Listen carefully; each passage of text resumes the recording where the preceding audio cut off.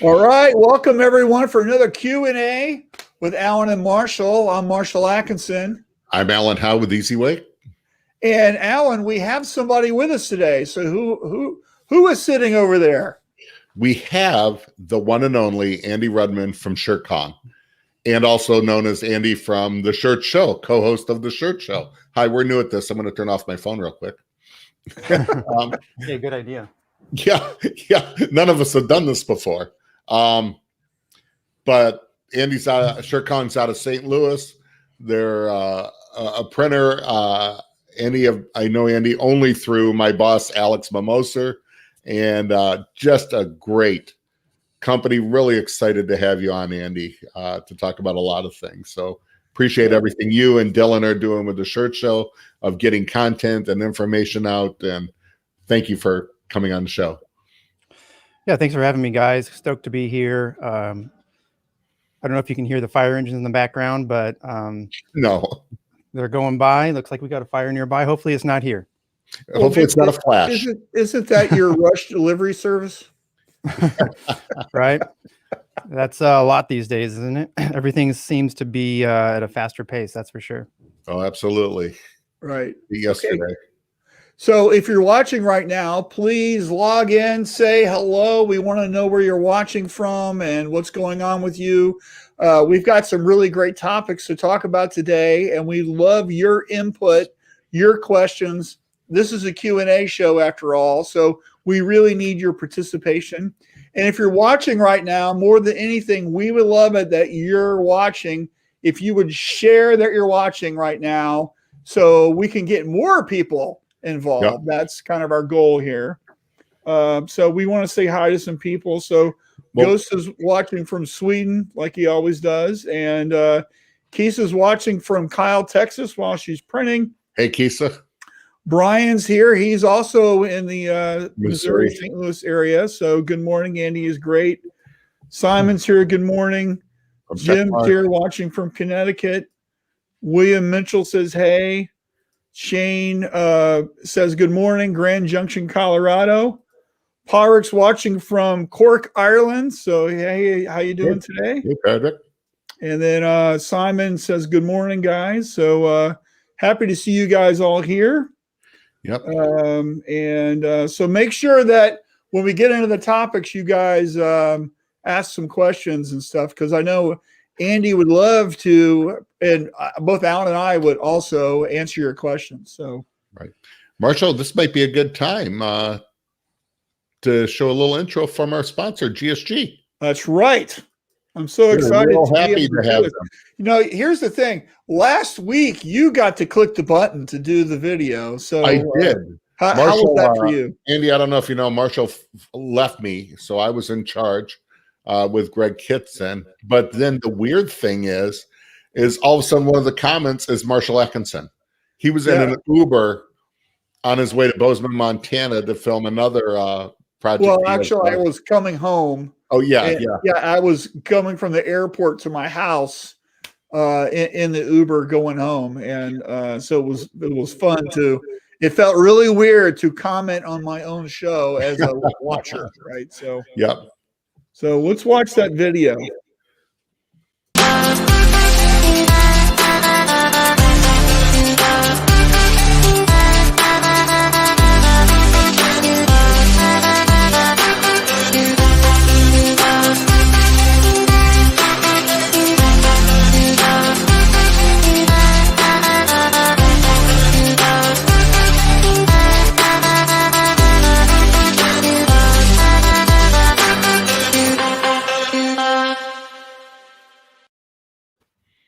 Awesome. So thanks again for GSG for sponsoring our show. You guys rock. Yeah. Much appreciation here. So everybody needs to go check them out. Go to www.gogsg and see how they can help you out. Yeah. The right products, the right time. I love it. Cool. So, hey, Andy, let's talk about you. So give us the rundown on Shirt Con, your shop, how long you've been in business, kind of who your customers are, what you guys excel at. Let's hear the whole story. Well, we started in 2009, one auto and a manual in 2,500 square feet. We are a custom screen printer and embroiderer. We weren't an embroiderer at the time, but we added along the way. I would say probably maybe that was at year 2 or possibly 3. It's kind of a blur, so I'm not sure when it happened, but yeah, so we do both of that here. We once upon a time had DTG, but it didn't work out for us. We're looking at it again though, as the world changes and has changed drastically during the past couple of years. That's for sure. And also the DTG has improved also, so that's pretty exciting. Who are your customers? So we print for mostly local. I mean, 90% of our business is local. We print for some pretty large brands. We print for some pretty large companies. We print for some schools. We print for the city, and we also print for like small places like Bob's Landscaping and stuff like that. So just about everything. So all retail, not contract at all? We're a contract printer too. I would say those brands are kind of, well, I don't know if they're a contractor, maybe more of a partner. It's different because I think once a contractor, if you do a lot of volume with a few contractors, it's definitely a different relationship than a contractor that you get one order a month or something like that, or even one a week. And so so much so that you have to have a dedicated account manager for that person, and kind of actually a whole team. You know what I mean? It changes, and so they're more of partners. I view them as anyway. And we do some contract work though, but it's not a large portion of our business. Okay, great. And so, what equipment are you running? What ink do you use? Gives the kind of story about what you like to have in your shop. We are an M&R, mostly M&R shop. It was because that was the first press I worked on. I didn't come from a different shop. I kind of just was I started out of my garage. Shirkong started in 2009 here, but I had started before that out of a garage under a different name. Okay. And so I've been doing this a while. And when I first started, I think I built my first presses, and then I finally purchased one. And but when it was time to come and buy an auto, I went to Kansas City to a SGIA show, and I met Dave Zimmer. I don't know if you're familiar with him. Oh yeah, we know Dave. He was at M&R at the time, and he talked me into getting a Gauntlet 2, and it was a great decision. Never looked back. I mean, that press kicked ass. So I learned on that press, and I think that there's a lot of great press manufacturers out there. I don't ever get into debates over which is better. I see it pretty often in a lot of groups and online and stuff like that. But I think the most important thing about being a successful screen printer has way more to do with how you treat your team and your customers than it does with what equipment you use. That's not to say that what equipment you're using isn't important, because it definitely is, but there's a lot of good choices out there. And when you make one and you get committed to one of those, I think it makes sense to have consistency in your shop and have the same equipment there, because you have, they kind of work well with one another.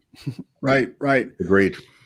I can tell you, I'm a process guy, so all about the workflow. And I think a lot of people, their big hang up isn't really about how the machine is operating. It's about being organized. It's about preventative maintenance. It's about dialing in your standards and making, if you don't have good screens, it doesn't matter what press you have, you're going to have a crappy print. So it's just about getting everything dialed in that way. So I think you're right on the money with that. I think so. When I used to sell equipment, I always told everybody, I said, you know what? All these printers you see, they all print in some form or fashion. What are you looking for? Right. What's your short-term goal? What's your long-term? Sure. And what works for one shop doesn't necessarily work for another. I mean, Oh, a benefit of us using an M&R equipment is that St. Louis is a one-day ship from Chicago. I mean, it's ground ship even. You know, we don't have to overnight Right. anything. I can almost drive there and get a part if I have to. You know, Right. So service is everything, especially the bigger you get as a shop with, automated equipment. I was with one equipment manufacturer, and this was in their plant. And I was asking, they were newer at the time. I'm not going to say who or where it was at, but they looked at me, their engineer looked at me, he goes, "Oh yeah, stocking parts not needed. These things don't break." And I just looked at him, I go, "Ever? How can you make a statement like that? There's moving parts. Things will wear out." Like, Right. Yeah. So, it seems just like weird. too, for me, every press is different. I mean, I can have two of the same Sportsman's side by side, yet Right. they perform slightly different. I think it's, unless you have a full-time tech or maintenance person that's just on those every day, leveling them and whatever they're doing, every Mhm. press prints a little bit different. And I don't know. Yeah. There are a lot of similarities, of course, but they all have their nuances. Right. So how many presses do you have We run 3 autos and a manual. on one shift? Correct. Yeah, I tried to wrap my head around that 2-shift thing because obviously it makes a lot of sense. We have equipment here that's just sitting, right? And Right. not printing t-shirts. And so how can we make it so that they're functioning and operating more? And I did work around that a little bit in that I had an early start, 1 hour early start for a while. This is back when we had 2 presses, I should say. So we had an early start. We had printing over lunch, and then we had a bonus hour, I called it, from 5 to 6. Sometimes it ran a little long. That was overtime, of course, but that lunch shift was big because if you have 2 presses and you get an hour on each press and you get 2 hours out of 2 extra hours out of a day, I mean, that's big time. And so the presses never stopped from 7 through 6, the way we were running it, the way we kind of staggered our teams and rotated through, and which made a huge difference. Yeah, that's awesome. That's interesting. Yeah. So I've my experience is running actually 2 shifts with lots of presses and lots in both embroidery and DTG. And so I know the pain of trying to build that second shift and keep that managed and stocked with people and then flush with work also. So That's a huge challenge. I mean, if the way we run our jobs is that to maintain a high degree of accuracy, we have people sign off on it before we run, not just a test print, but also a final. And so what that means is that we would have to have the designer actually here or able to be remote and possibly, do it through FaceTime or whatever, or through text. And we kind of have done a little bit of that here and there, but it would be a big challenge for our shop the way we run. I've had people tell me that, well, it's okay, like don't have that second shift, don't run proofs. And if you have mistakes, that's the cost of doing business, and you're going to end up ahead anyway because you're going to run a lot of jobs with success. But I never really look. It's hard enough every day here, Monday through Friday, and I didn't want to add to it, and I don't think my work-life balance would have been. It would have been out of whack, and it wouldn't have been worth it. It's you have to figure out. well, And that's the important part. Yeah, the key to doing that on the second shift, Andy, is to train your production manager for the night crew to be able to discern problems. And if there is an issue, just we're not running that job, let's move on to the next one, and that's okay. And then what we did is we always did the longer, bigger jobs ran at night. So the day shift typically did a lot of setups. The night shift did the longer stuff. Also, the shops that I've run have done some just monster prints. So it's 250,000 impressions for an order, and we're just running that job nonstop for a couple weeks. That makes sense. They're only setting the job up once, and then you're just running it, right? So, I think what you said about life balance is so huge and so important. Everybody thinks they can just go and we'll just hire people, run a second shift. But when you're getting a call, regardless of what time, how small, how big it is, and yeah, you could have the best production manager, but there's going to be a call in the middle of the night, in a dinner, in a birthday party, and you're going to be pulled away. There was no getting around that. Right. The question is I love the term life balance. Yeah. You know, you might be able to go, it's the cost of doing business. Your wife and kids might not understand that. Right. And the effect on them could be big. So, yeah. So we got some more people said hello. So let's make sure they get announced here. So Mark's watching from Texas. Thanks. Mark from PSG. And Rudman says he's on the way to see you. Rudman Mesa. And then Cindy is watching, of course, from YouTube. Thanks, Cindy. Yep. So let's talk about your podcast. So the Shirt Show podcast. Let's kind of dig into what that's about. And if you haven't heard the podcast before, here's the link for you. So why don't you kind of give us the story about what you're doing with that and why somebody might want to tune in? Well, my best bud Dylan from Upstate Merch and yep. I have a podcast that we started. Our anniversary show we're recording this weekend, so that's 1 year, which is I think it's a pretty cool milestone. When we started, we had no idea if we were going to do 3 or 10 or 50 or 1,000, but you know, here we are, and it's been really, really cool.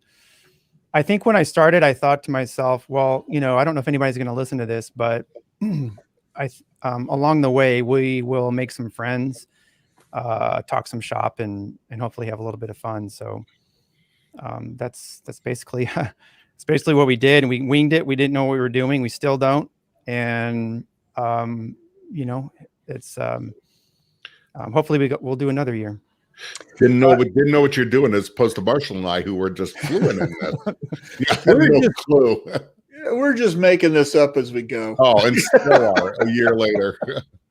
So. Yeah, that's great. And so you do a weekly show, right? Yeah, right. So we do a weekly show. We usually have a guest, kind of like what you're doing here. Sometimes we don't, but mostly we do.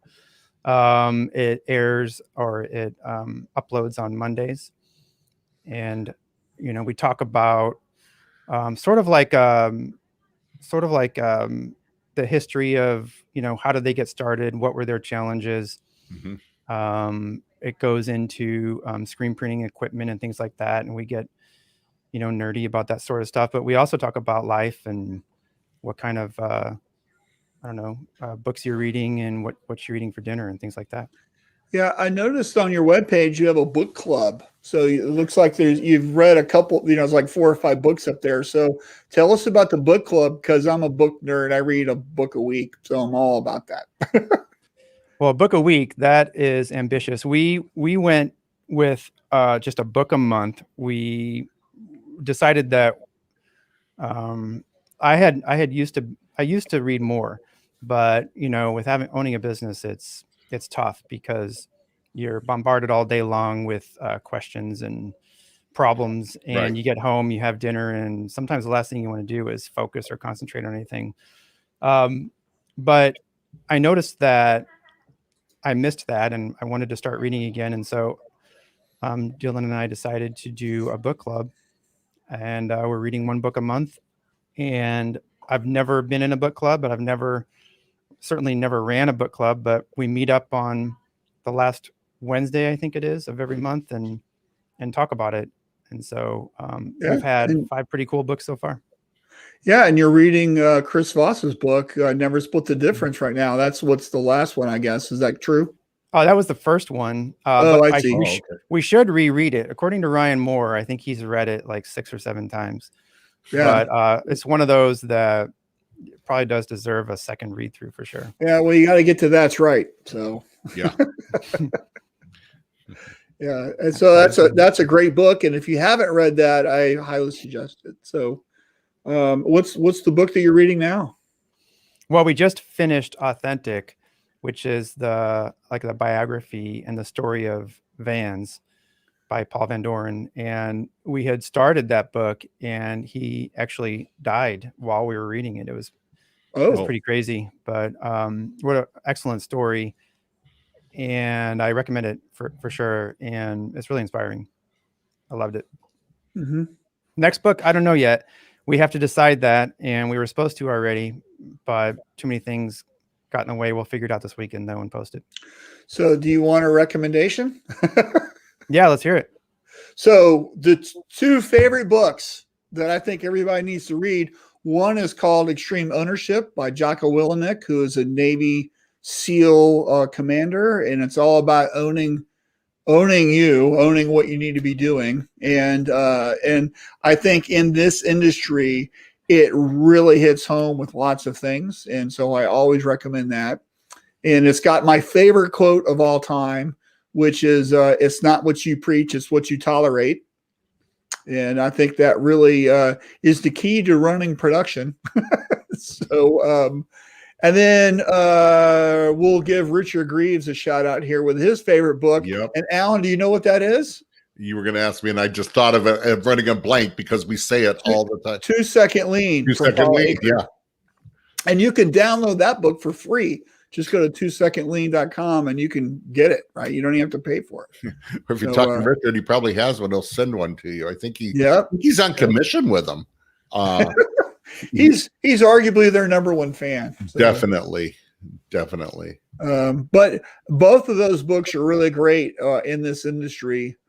And I think probably the number three book that I always recommend is Profit First by Mike Michalowicz. So one of my favorite books, and I need to pull it out, I want to read it, is called Five Dysfunctions of a Team by Patrick Lincecon. It's a little bit older book, but incredible. Mm-hmm. It was incredible. I was just thinking about that this week and going, I need to yank that out and read that again. So Andy, have you heard of those books or read them already? I have not read either of or any of them. I've heard of all of them. Well, I haven't heard of the first one by Jocko. I know of him though. He has a podcast also. Right. Yeah, he's such a scary looking dude, man. Yeah, he's a badass for sure. He definitely. The 2 Second Lean, I know that Scott and Chessie and Corey, they have a clubhouse I want to say it's every Monday afternoon that discusses that book. I haven't read it. A little bit scared to read it, honestly. But well, it's about making small, tiny, little incremental changes that stack, and you can run your shop better just by looking constantly and having your team look about how you do everything. You know, where are your tools? How high is the table? I mean, whatever, it doesn't matter. And you're just constantly tweaking this stuff all the time to shave off those 2 seconds, right? Mm-hmm. So 2 Second Lean, yeah. Mm-hmm. I know the feeling though. You know, once you read it and hear the information, now you're accountable for it in your own mind. Yeah. So that's right. Yeah. Right. Absolutely. Speaking of that, we got a bunch more people there. So right. So let's say hi. So guess what? Your company's watching now, and so I have no idea who that could be. It could be John Schluter, the owner. It could be Alex. Yeah. It could be everybody in the office, or all of them. Tell Andy that story you told me earlier. Andy knows the story. So Andy, you have put us on the map on there, and so Shirt Show is sponsored by Easy Way, and the way you guys handle your sponsors, it cracks me up. And so go ahead. Easy Way. What do you say about it on the show, Andy? Well, it's the easiest way. So I was in a shop I had never been into in Chicago. I was going in. They had a new automatic reclaim. I was going in on the chemical side with the installer, and I go up to the front desk, bring out my card. Guy comes around. I said, yes, I'm with Easy Way. I'm here for the machine install. He just looks at me, goes, it's the easiest way. Obviously, a Shirt Show. Right. So, yeah, so it's incredible. Right. And then Sam says, good morning. Multicraft, how you doing, Sam? John says, this gives me a great time to show our staff's Andy famous Instagram account and podcast. Yep. You guys have killed it on Instagram. We are failing on that because we don't have one. Yeah, that's my fault. Hey, by the way, I'm taking care of that, and you know that, Alan. I'm interviewing virtual assistants. I interviewed one yesterday, so we'll see if I can score and learn how that works, right? So Brian says the best part of the shirt show is the real talk of what everyone screws up and what they did to fix or should have done. Yeah. Right. Do you know Brian, Andy? I don't think I've ever met him in person, but we've messaged back and forth a few times. Yeah. Good guy. And Kim says, hey guys. Hi, Kim. And Bruce says, getting hot in Phoenix. It's only 83. That doesn't count as hot yet. Kim says, headed to Phoenix today. It was so fun meeting you at the Irving, Texas, by the way. So yes, Kim, thanks for seeking us out. So, and Dan says, pop. Yeah. And easy way system is the easiest way, right? And Ron says, good day. It's always a good day with Ron. Always a good day with Ron Goodwin. Andy, have you met Ron Goodwin? I don't think so. Next time you're at a show out east, Ron, if you're there, you guys must hook up. Everybody needs to meet Ron Goodwin. It is a good day. He's such a great guy. So he is amazing. So, all right. So who's your guest next week? I don't know. I think that we're still trying to work out that next date. So our next show, we have one that's going to come on Monday. And that one is Matt, and he's from Mikey Designs. And I don't know if you're familiar with his story, but he just went through, he and his partner just went through some health issues. And there was a huge community, screen printing community response for it. There was a GoFundMe that was set up, and they raised a ton of money, and it's a really cool. I mean, it warmed my heart, like for real. That when somebody reached out and told their story about what was going on, that everybody rallied, and what they did for those guys. So that's really cool. That's awesome. We were talking about it a couple of weeks ago. As you know, Marshall and I were down at Texas. GSG had us go live from their show, and the best part, Marshall, of being at the show was just seeing people. And we all may be printers, competitors, salespeople, manufacturers, whatever, but when it comes down to it, we are a community. And 16 months without seeing everybody, unless it was Zoom fatigue, which is the term I heard, I think we've realized that more and more, that we are a community. We do see everybody, and it's more that, we act like what we do is real important. It's basically just T-shirts. Yeah. And, it's a lot more important things. So speaking of seeing people, Josh says good morning. And we saw Josh at that show. Came down from Oklahoma. It was great. Yeah. Josh came on live. So from IGG. Hey, Sam says he has to get back to it, but he has to say that the shirt show was the best thing to stream while on the road. He appreciates what you do. So good job. And, it's so great. We, Andy, and you and I were talking that some people wonder if, we compete like with the shirt show or two regular guys and stuff. And you and I were talking, no, we don't consider competition with anybody. It's just information. I listen to your guys' show. I told you while driving, same thing. It's streaming while driving. It's always a lot longer. So yeah, I make that time on my drives.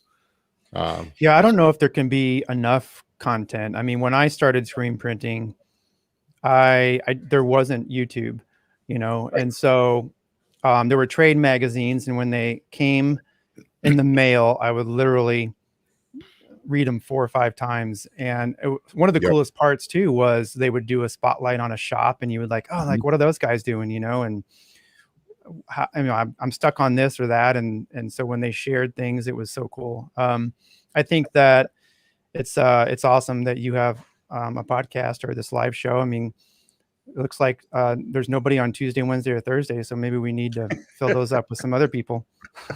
I'm usually on the road. It's hard enough. I've done these from a coffee shop, from my cottage up north.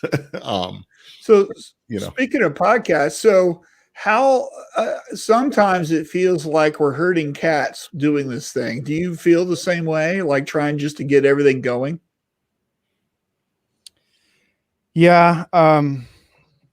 I don't know. Ours is, we have help, which is great. You talked about a virtual assistant. And so I should mention that there's a guy that helps produce it, and his name is Chad. He was a press operator here, and he started helping me with some marketing things. And when we first said, hey, we want to do a podcast, we approached him and said, can you help with this? And so, yeah, we have another partner, and it's Chad. That makes it a lot easier for sure. Right. If Chad ever gets mad at you, just give him our number. Yeah. Yeah, it is. Hey, guess what? I saw that. I'm ignoring Jim. Hey, Alan, when is your new podcast going to start? Last week, Jim, you didn't sign in. It hurts me deeply. So, Andy, the story on that is I made the mistake of had an idea, wrote it out on a podcast, not industry related, wrote it out, small little plan and stuff. I made the mistake of sharing it with a friend whose initials might or might not be Marshall Atkinson. I haven't done anything with it in 2 years now. And we're talking about things we do that we should do on a podcast one time, things that are there that we just don't do. And Marshall goes, like a podcast. I know a guy like that, and it's me on there. I'm like, what are you doing? He's diming me out right now on it. So now it's once a week. Someone asks me about it now. I'm like, why are you doing that podcast? And the only answer I have is I'm a slacker. Yeah. It's a time thing. There's a little bit of fear in that. But yeah. So yeah, I've been dimed out for being a slacker. Yeah. You just got to birth the baby, man. Get it done. Exactly. So, well, that's on my calendar for 2023. Yeah. So let's say hi to a couple more people. So Cindy says, I see y'all every week. Thanks. Richard's here. Hey, Richard, by the way, if you're just joining us, we talked about 2-second lean already. He says that Ron Goodwin's going to be in Fort Worth. That's really great to hear. Oh, that show, great. By the way, Richard is going to be speaking at Shirt Lab Live on the Tuesday. And I talked to Richard yesterday about his presentation. And so that's going to be really fun. And that Tuesday with the last three speakers, Richard Greaves, Mark Coudray, and then Jeffrey Gittermer. So that's going to be really great. Going to be killer. Jim says, Alan, when you know we did that already? Sorry. Yeah. Daryl says, get it. So, hey, Daryl. Hey, by the way, Daryl, I sent you an email. Email me back, please. I wanted to know about something. So, cool. All right. So let's get to the second topic here, which is something that you guys were talking about, which is automation exposes the hidden. So, Alan, what does this mean? Well, especially now, of course, I have to say I run in the screen print realm mostly. Anytime someone automates, you're taking a human factor out. And while that's great, it will expose your weaknesses. Automatic coding, you're going to show on coding where you're putting more pressure, where one person's coding different. You're going to have to adjust for that in your coding sequences, in your exposure times. It's going to show you also, where tension is bad. Automatic reclaim is great because it will show you where your exposure times are just jacked up. If you are running low exposure times or underexposing your screens and you get an automatic reclaim machine, it will show you that like right now what the problems are, because fact of the matter is a properly exposed screen reclaims better and easier than an underexposed screen. And the human factor is, whether it's manual or with a dip tank or the manual way, you will just go more pressure at the pressure washer and you'll just never notice it. And machines don't have eyes, and it's going to expose the hidden flaws. So be ready. If it's something small, just be ready to change your process. And it's a good change, though. It's a needed change. Mm-hmm. What do you think about that, Andy? I agree 100%. Before we got our third press, we decided to develop a screen room, like a really the best screen room we could put together. Mm-hmm. And when we did that, it was kind of like getting another press, really, because it made us faster in so many ways. So we went from film to, direct to screen. But when we decided to do that, we added all at the same time. We added auto coding. We added our direct to screen. We added our developer. They all came on the same truck. So we got Eco Rinse just on the same truck. And so we also got a new exposure unit. And it was a mess because, we changed so many variables all at the same time. And just like you said, each one had an effect downstream. And so would I do that again? I want to, like, all that equipment is great and I recommend it. But I think that we should have done one piece at a time. The autocoder was the easiest. That was almost a no-brainer. Right. Every time somebody comes for a tour and I show them that autocoder, it was the quickest thing to install, basically plug and play. And also it's the quickest thing to train anybody on. Yep. Do you have a single or a double? We have a single, and I've never ran a double. The single was enough as far as how many screens like we needed to output or needed to coat.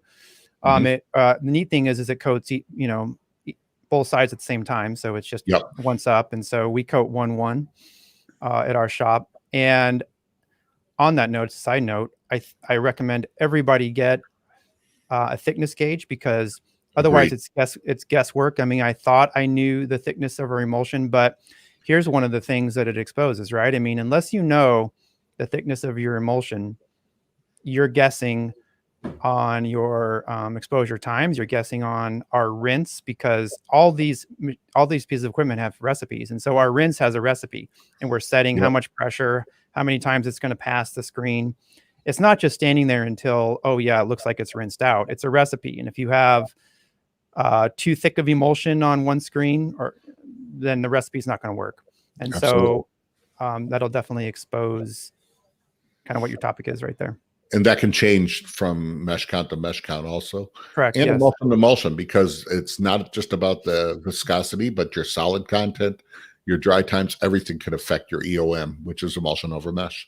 So are you water-based or plastisol? Plastisol. Okay. And one thing about an autocoder or any coder is that I thought I would have figured this out way earlier, but the more emulsion you have in your trough, the more it goes down on your screen. Absolutely. And so we were wondering, like, when we had that thickness gauge, we started measuring all of our screens, and we're like, wait, we have an autocoder. Why would they be a variance? That doesn't make sense. Right. And then we figured out that it was, you can only coat so many screens, and then that trough starts to get low, and it's just not the same. Fluid pressure coming against it. I always tell people when I sold autocoders, you want to keep those troughs a minimum of half full all the time. Gets below that, it starts getting very weird. Yeah. And so Dan has a great comment. So it says DTS shows your weaknesses in screen quality, cleanliness, patched holes, stringing duct tape on the sides, gets stopped by the height sensors. All the time. And the first time, if you ruin a head because of something, because of crappy screens. And my thing is, you're investing into automated equipment. It's a big capital expense. Why are your major equipment, none of those things, your presses do not work without screens. Screens are equipment. Why would you put a crappy screen in there? So, Andy, do you have static or retentionable frames? We have static, and I agree with you. Our screens, I put a lot into how clean our screens are. Yep.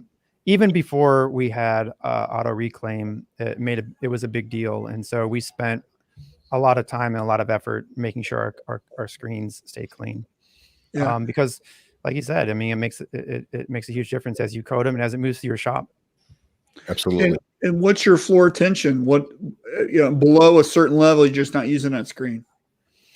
Right. I wish I could say that we measured in a perfect world.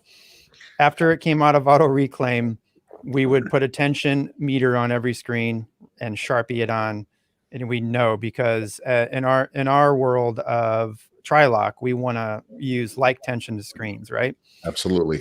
But it's like such chaos here. I just don't have a person to put on that, right now.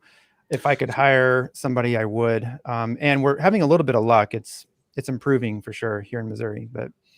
So try doing like 20 or 25% of what you're doing a day instead of all of them. Just do a chunk.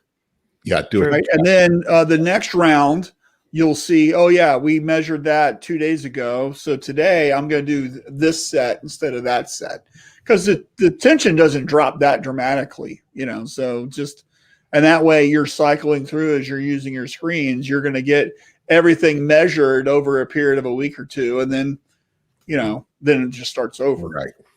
I like that. And the tension won't drop dramatically if you're using a quality stretch screen, which I know Andy is. I know who he's getting them from. A lot of that depends on what mesh, how it's stretched, the thickness of the frame. There's a company out there that, people, if it's always the cheapest price, if you're looking for price, that's great. But the frame is thinner, it's going to bow, the mesh is going to relax quicker. It's just awful. Mm-hmm. So yeah, there's still variables on that too. Right. Yeah, for me, my floor tension is 18. And then between 18 and 20, that's really a one color. And you want multicolor designs to be over 20. And then ideally, all of those are within 2 newtons of each other. That's kind of your goal if you're choosing mesh in the screen room for jobs. It's kind of what you want. And Marshall, I think I told you, on the tension, I always said, the tap out for me was always 17 or 18. And I was doing max profit, which you put on, I was speaking at. Mm-hmm.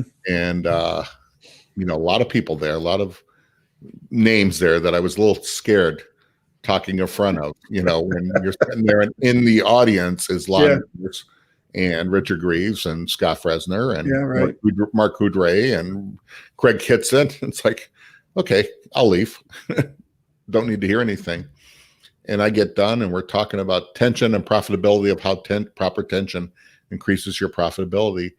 And I'm walking out and Mr. Coudray gives me the finger wag. No.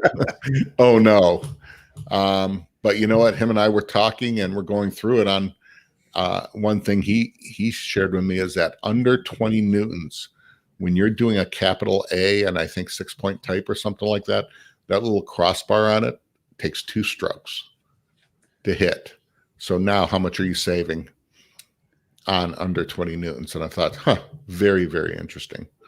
But I get reality is 18. I'm kind of okay with still. Yeah. So Brian, we don't have the luxury of ever getting below that anyway, because we run thin thread and we'll pop or break a screen before it ever loses enough to really get under there. So it's not really by choice.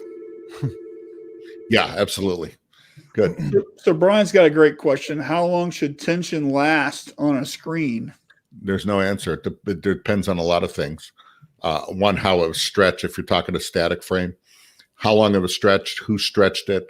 I shouldn't say how long it was stretched, how it was stretched, who stretched it. Is it a quality mesh? There's different ways, especially on stretching them of, is that mesh work hardened? Is it stretched? Is it loosened? Is it relaxed? Is it stretched again? How many impressions have you used the screen? Yeah. There's just, I wish I could say 12, but yeah, you just don't know. And then Dan says one of the largest overlooked needs for mesh selection is somewhat consistent tension between mesh to mesh. Absolutely. Mm-hmm. Jim wants to know, Andy, are you stretching your own screens? No, we send out for restretch. We don't stretch anything here. You can say who it is. Do you have that button ready?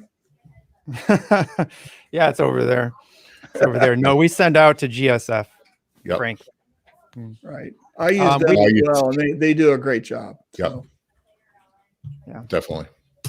So yeah, the key is, I would say, Brian, make sure, give me a call Marshall, call Andy, make sure you're getting screens, quality screens. I tell people that if your supplier, if you're getting them from a dealer, that's fine, but you need to be responsible for those screens coming in. They are equipment. That press does not work without screens. And Right. so if they're saying on your mesh counts, you give them your mesh counts, what the tension's going to be at. If they're saying 110s are coming in at 25, 156s are coming in at 25, or I'm talking standard mesh, and they're coming in at 18, you're sending it back. Yep. Don't be a dick. Don't be a dick about it, but you're going to let them know. Yeah. You're going to take control of that area a little bit. Yeah, like you mentioned earlier, if you're stuck in a double stroking, let's say you're under base white. If you're double stroking your under base white, how long does that take? Because of poor tension or because of a standard mesh situation. If you have thin thread and proper tension in your single stroking, sure, that nice frame with nice mesh costs more, but I think you make that up in about 10 minutes by single stroking. Agreed. Still about the pennies. Still about profit. Right. Right. The other thing on that, I watch people on there, they'll have good tension and they'll still have problems. When's the last time you've sharpened or changed out your squeegees? Squeegees are not expensive. 1 12-foot roll will do 6, I think it's 9 16-inch pieces of squeegee on an automatic. Go. Get it. Change them out. Because that will also, you have a poor squeegee, that will tell you you're going to need to double stroke it or just not get a good shear. You'll have all kinds of issues.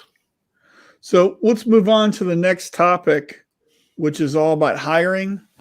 I've talked to, I talk to probably between 6 and 10 shops every day. And this by far is the leading thing that I'm talking about, because everybody needs a new press operator, a production manager, an artist, a salesperson, whatever. Everybody's looking for people right now, and there's no people to be found.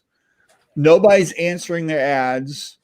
I was talking with a shop the other day, and they're doing a $500 bonus, and everybody's actually jacking up what they're paying people and everything. So, Andy, what's your take on this subject? Are you hiring? Are you having problems with that? What do you think? Yeah, I'm with everybody else. We're hiring. It's been a challenge for sure. It's funny, during that pandemic, we hired back almost everyone, and then as our workflow built up, and we're back to 100% now.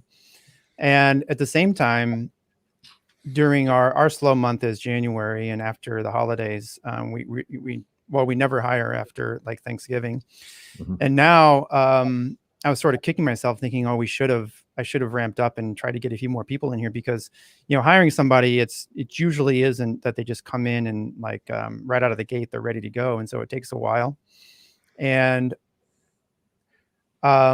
we were experiencing difficulty like everyone else. Missouri just announced a couple of weeks ago that the federal portion of unemployment is discontinuing here in a couple of weeks. And so that's fortunate. I've noticed an uptick definitely in applications. But what I did was a couple of things. One, I took a couple people here and trained them for more skilled roles. And we kind of cross-trained in, because it's much easier to hire somebody for entry-level stuff, So we trained in, and a couple people became press operators over this time, which was pretty cool. And they have to want to do that too. And so you kind of approach them and have that conversation. Is this something you're interested in? But the other thing I did was, it used to be that when we were hiring, we would say, here's what we're looking for. This is what we need from an employee. And instead I kind of flipped it and said, here's what we want to offer, because, and not necessarily compensation. I'm talking about perks, because why do you want to work here, over somewhere else? And just to see what that would do. And so what else do you do besides compensation? Do you have insurance or more days off, or what do you do? Yeah, it's a whole full compensation package. So we have group health, vision, dental. We have this kind of like an ad right now, right? So this is pretty cool. Anybody listening? We have paid holidays. We have PTO also, and we have great natural lighting. We have hump day happy hours. We have free lunch Fridays. We have a positive culture, that's for sure. And so that's what I do when somebody comes here for an interview, which I've had 3 this week. We go on a pretty abbreviated tour, and I like to do that because I ask questions, and I listen, and I try to determine if they are going to be a good fit. In this book, Authentic, that we just finished, I thought it was interesting because Paul, the guy who started Vans, whenever he got a resume, he would tear it up, and he just said, "I don't care about your resume.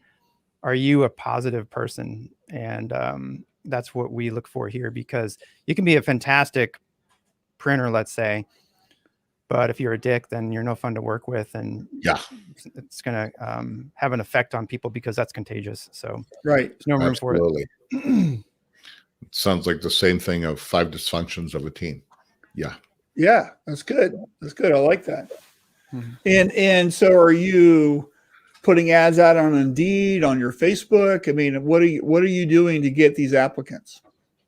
Yeah, we went Facebook. That's always what we've done, and I need to put another one out, but Indeed's a good idea. I don't know. I've never done it, so I looked at it a little bit, but probably should look at it harder. Okay. By the way, Dan posted this giant thing. I'm running 55 to 65 LPI with a 4 to 5% dots. I found that I can't trust static frames for these areas. I love static frames, just can't trust that they'll be stretched correctly. 3 out of 5 are stretched with some distortion on the outer edges. We are going back to rollers to control the stretching. Static seems too fast-paced for production to kick them out without attention to proper or perfect stretching methods. Always some distortion. We've tried many different ones. I'm okay with that. You know, I would agree with that. When you are, the key there is 65 LPI, 4% dot. Not everybody's running that. Right. What are you looking for? And it still goes down to, I want a quality frame. I'm a big proponent of tension. I get asked this in seminar all the time. It's like, what do you need? How much control do you want over the uncontrollable? Meaning consistency of tension and stuff. The most control is still with a roller frame. There is a price, there is a process to doing that. How much control do you need or do you want over the uncontrollable? And Dan's already answered that question for himself too. Yeah. For what he needs for those applications. Yeah, we run static, but that doesn't mean it's for every shop. Absolutely. I would look at also, is it, are you using thin thread? What's your burn through on are you using wax? Are you using inkjet? Are you using film? I mean, these are really, what emulsion are you using? I'm sure it sounds like he probably has looked at a lot of that stuff, but statics definitely aren't for every shop. Absolutely. Yeah, Dan's got a lot of things dialed in, I'll tell you. So, he's running a water-based DTS system, I believe. Yeah, right. So, all right, well, cool. And then where are we on time? Oh, Carol had coming up on it. So let's get to this last topic here. Marshall, what do you wish you would have done earlier, Andy? So you've got this shop, you've been running it for a while. So what do you think you wish you would have gotten into earlier to make things easier? Yeah, like we were talking about before, CTS for sure. I want to go. I couldn't believe it. That had the biggest ROI, I think, of anything we've ever done here. We got our money back so fast because it just leveled up our entire shop and also our registration. I mean, we don't put tick marks or registration marks on screens anymore. That's non-existent. And which means we save time on press. We're not taping them off. We're not pulling the tape off of reg marks, we don't need them. It's crazy. So of course that was one I wish we had done earlier, but you can't always, maybe you're not in a financial spot to do it, and so you have to pick and choose, like, what is the squeakiest wheel at the time, or where can you best spend whatever cash you have? What's that next piece of equipment? And I think a lot of people struggle with that. For me, it's always been, where does it hurt the most? Where do we need it the most? And find a way to level up in that department. So that's one of the things for sure. So did you invest in your sales process, a better website or a better salesperson or more marketing? Have you done any things with that? We don't have outside sales. We have inside. We have a great team that we're a customer service company that happens to print shirts. And so we have a really great customer service team. I did, however, we have had a marketing department, and we went out, and when the internet came along and Google searches were important and people shifted from Yellow Pages to finding us through a Google search, we wanted to know how and why. How do we show up first? And so we went and tried to learn SEO and all that stuff. And so we invested in that, I guess, but we haven't in a long time done anything like that because, as we grew, it was really tough. We always had more orders than we could produce because we couldn't expand. There was a tenant next door, and then they didn't renew a lease, and we took their space, and it kind of happened like that. We've expanded a few times, and so you can only.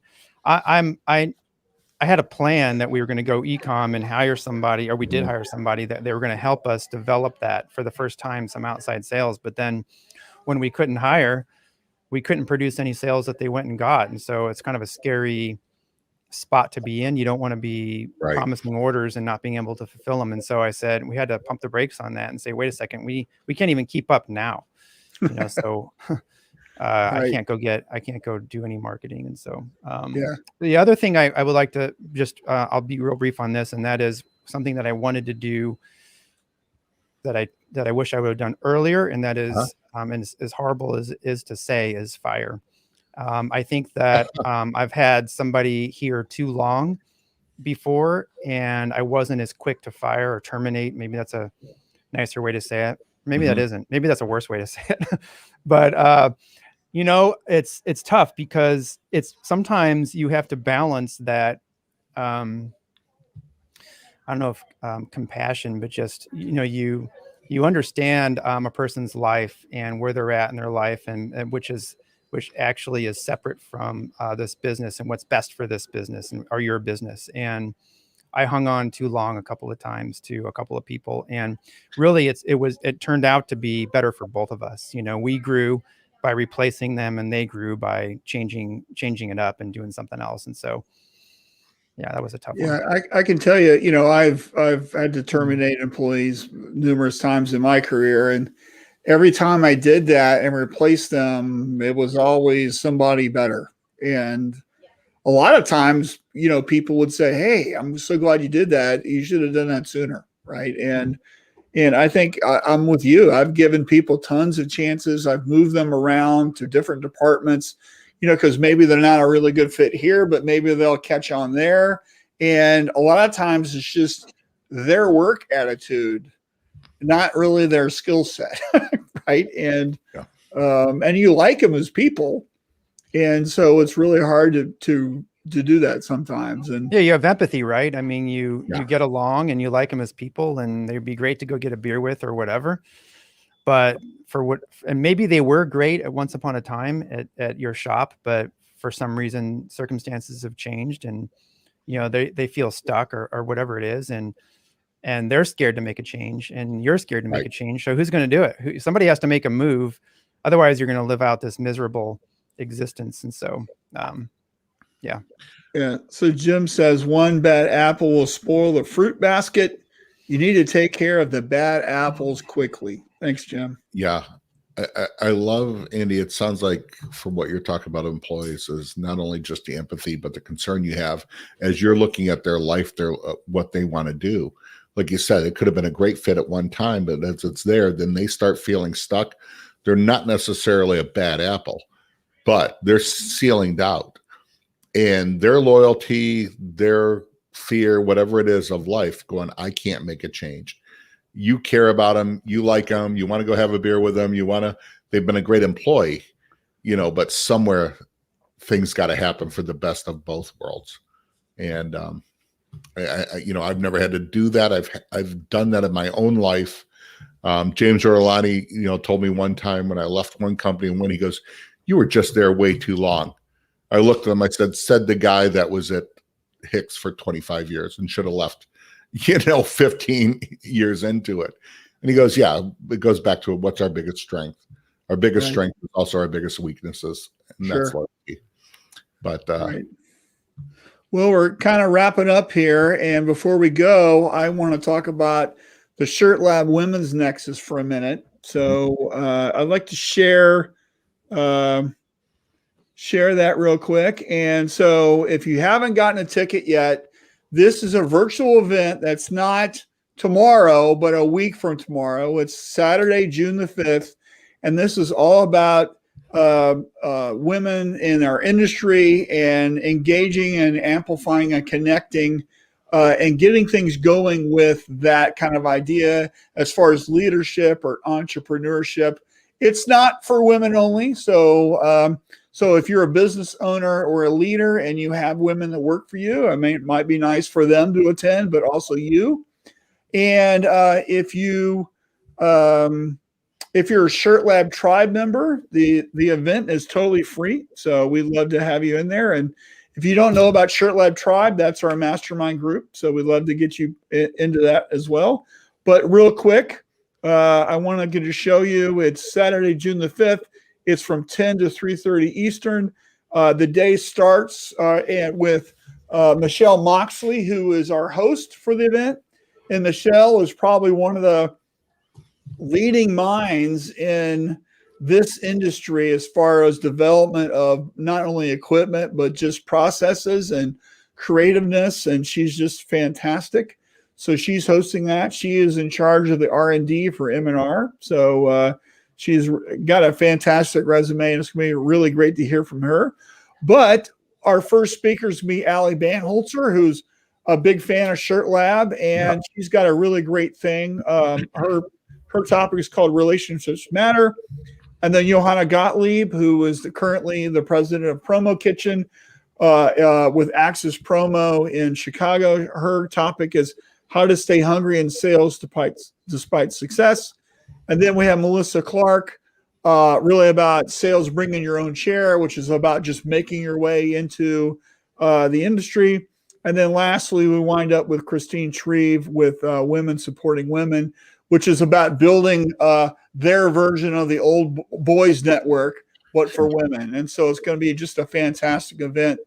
And how it's going to work is we have a 20-minute presentation, and then we're going to have randomized breakout groups. And we've got Marcia Derryberry, Nicole Rolander, Holly Trevino, Marge Easterling, and Jenna Sackett, who are going to be leading our breakout groups to foster discussion about each of these fantastic women's presentations. And then we're going to come back and talk, and each group moderator is going to share what everybody said. So the whole day is about engaging with highly effective discussions and networking and meeting other people. And it's just going to be a great day. So you can go, and let me share the link here. I've got too many buttons here. So you can go to atkinson.fyi/women's nexus. We'll take you right to that page, and you can get set up. If you're a member of Shirt Lab Tribe, it's 100% free. So just go find the link in our mastermind group on Facebook, and then you can register from there. So going to be a great day. And Brian's got a final question. What's for dinner? What do you have, Marshall? I don't know. It's Friday, and my son has a bunch of kids, all teenagers, coming over. So I'm thinking there's something in the pizza wing variety heading our way later today. So I don't know. I have steaks laid out, defrosting right now. Oh, great. What about you, Andy? Friday means pizza for dinner and lunch this week, actually. Action Engineering got us some pizzas, our whole shop pizzas. So Great. those are waiting for me as soon as I'm done here. And then probably pizza for dinner. It's Friday, you know. And shout out to Papa Bear, my boo Dylan up at Upstate. Up at Upstate, that's pretty cool to say. Yeah, And absolutely. we need to both come on here sometimes, or you need to come on our show. That's for sure. You know, we would love to do that. I think we should have both of them on and, you know, just have us all talk about industry podcast. You know, Right. it looks easy, but we all have help. We all struggle, you know, and it's always great on technical issues. But yeah, I love that everybody working towards the same goal to help each other out, build a better industry. I think we're all now, as we've been doing this year, very thankful for all of our sponsors, your sponsors, our sponsors and stuff. Just makes things go a little easier. So, Andy, you going to any trade shows this year? I want to. I'm looking at the Orlando Print United, but not sure yet. We'll be down there. Well, you should go to the ISS Fort Worth show and then stay for Shirt Lab Live, because that's what I'm promoting. But when's that? I'll be at that show. I'll be at Atlantic City, and I'll also be at Printing United as well. So when is Fort Worth and when's Shirt Lab? Fort Worth is September 10th through the 12th for the trade show. Mm-hmm. So that's Thursday through Sunday. And then Shirt Lab Live, we have our networking event, venue to be determined, Sunday nights. Usually it's at a brewery or some sort of bar, because we're that type of crowd. Yeah. And we have our famous rock, paper, scissors tournament where you get to challenge everyone with those skills. So start practicing now. And then our event is all day Monday, all day Tuesday. So it's going to be a really fantastic event. And if you are friends with me on Facebook, you can go. I did a Facebook Live from the Fort Worth Community Arts Center 2 or 3 weeks ago when I was in Fort Worth from the venue, and you can see it's just a beautiful space, and we can't wait to have it there. It's going to be just a dynamic event. I'm going to be at, in a couple of weeks at GPX Indianapolis. Easy Way, I'll have a booth there. We have a link. Let's share that. So right. Register for free through Graphic Solutions. I'll have a booth also. So I'm going to be there. And it looks like I'm going to be at DAX Kansas City and DAX Tinley Park. And we're going to try and do another live show from there, right? Aren't we doing that? From Indy? Yeah. Okay, sure. Why not? I'm not going, so you're going to go, and you can do it from the trade show floor, but I'll be right here in my office. We'll give it a run. Let's see what happens. Wouldn't be the first time I wouldn't be able to log in, and we'll give it a shot. So I'm all over it. Pick a booth from Graphic Solutions or Easy Way, and we'll go. Yeah. So we'll have to coordinate that. So and it's up in the air on Atlantic City if I'll be there. I'm hoping so. So whoever from Easy Way is listening. So I think that's Alex probably listening. Yeah. It's looked like from the text. So let's wrap up. Jim says it's Hamburger Friday. I thought that was Tuesdays. And then Cindy says, great show today. I'm starving now. Yeah. So, Tuesday says tacos and tequila. Yeah. So thanks everyone. And Andy, don't go anywhere. We're just going to end the show here. So appreciate you guys. Yep. Thanks for having me. No problem. It's been a pleasure, and keep putting out these shows. Will do. Thank you, buddy.